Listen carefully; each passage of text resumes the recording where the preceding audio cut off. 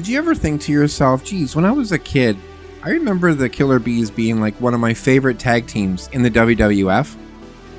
Well, I did the other day.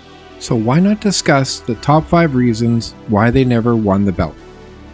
Number 1, I think they were just victims of a stacked tag division. I mean, from 1985 to 1989, WWF arguably had the greatest tag division in company history. You had the Hart Foundation, you had the British Bulldogs, Demolition, like who doesn't remember those guys? Strike Force, Dream Team, the Islanders, one of my favorites. Powers of Pain, Bolsheviks, Fabulous Rougeaus, and Brainbusters. There were simply more championship caliber teams than there were opportunities, really. Number 2, I think Vince loved larger than life champions. Jim Brunzell and B. Brian Blair looked like athletes. But Vince McMahon's vision during the Hulkamania era leaned toward giant physiques, colorful gimmicks, and comic book villains. Compare them to championship teams.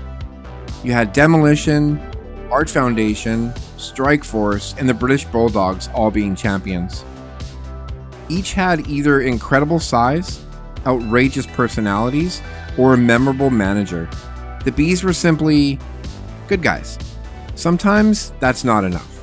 Number 3, they were dependable, not essential.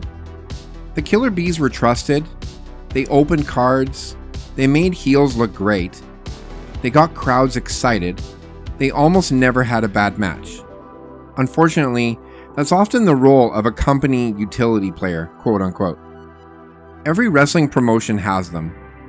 Number 4, they lacked one defining storyline. The Hart Foundation had Jimmy Hart. Demolition had their destruction.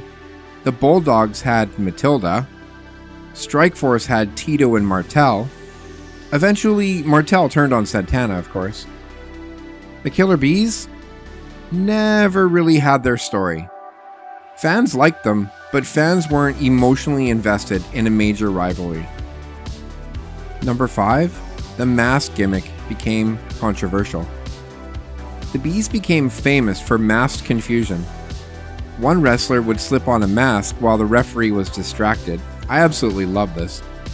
The opponents couldn't tell which bee was legal. Crowds loved it, and so did I. Officials, not so much.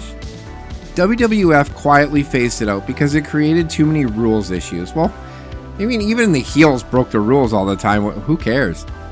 Ironically, their most famous gimmick disappeared at the end. I mean, today you got luchas putting like bits of steel in their mask and knocking guys out every match. Like, that's allowed. Jeez. Yeah, I'm talking to you, El Grande.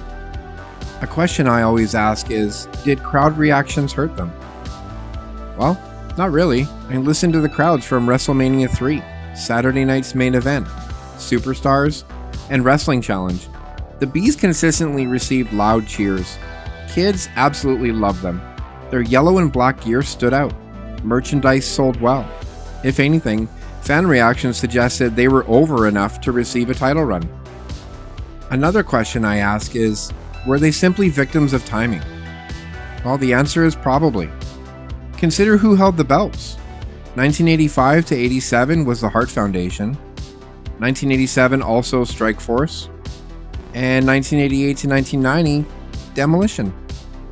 That alone blocked almost every babyface team. The company clearly viewed Demolition as the next merchandising phenomenon after Hulk Hogan. No babyface team was likely taking those belts. Also, did Vince ever truly see them as champions? Probably not. Jim Brunzell had previously been successful in the AWA. Brian Blair had charisma and solid interviews. Together they were reliable, but they rarely closed shows, rarely headlined television, rarely received lengthy promo segments. That's usually a sign management sees a team as valuable, but not the centerpiece of the division. I think why fans still remember them is the Killer Bees represented something wrestling doesn't always have today. Colorful gear, easy to understand characters, exciting dropkicks, probably some of the best in the division. Fast-paced tag wrestling, tremendous babyface chemistry. For many fans growing up in the 80s, they were their team, and they were absolutely mine. I own their figures. I absolutely love them. That's why I'm making this video today. I think the question every fan should ask, were the Killer Bees held back, or were they simply victims of the greatest tag team era in WWF history? Maybe Vince McMahon never envisioned them as champions. Maybe Demolition's historic title run blocked everyone. Or maybe they were exactly what every wrestling company needs. A dependable, exciting babyface team that could make every show better. Whatever the reason, the Killer Bees remain one of the greatest tag teams in WWF history to never win the Tag Team Championship. And that's why decades later, we're still asking the question. Well, I for one think that they totally deserve the title belt. They just happen to be up against amazing competition. So, here you guys are. Congratulations, I'm giving you the belts today. Thank you for entertaining us all these years. Thanks for watching. Look at the heart and they're playing with toys. I'll call you back in a minute.